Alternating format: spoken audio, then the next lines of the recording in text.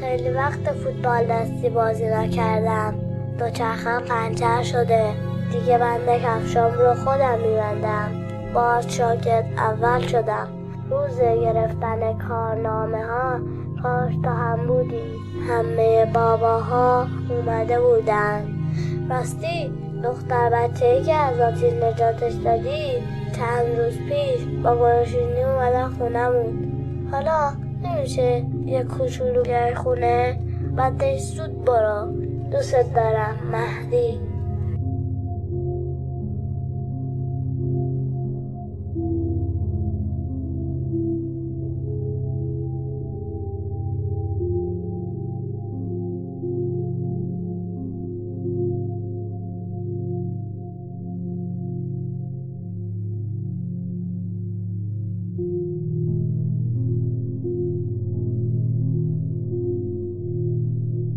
به نام خدا.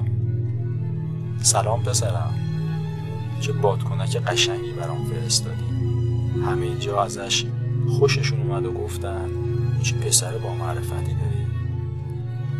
روزی که کارنامه ها رو میدادن منم پیش باباها بودم و دیدم که شاگرد اول شدی.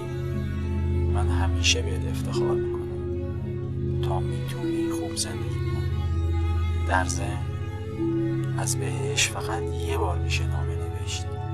همیشه پیشتم و قد تمام دنیا دوست دارم. مهدی، دوست داری بادکنک رو با هم باد کنی؟ بردار بیارش.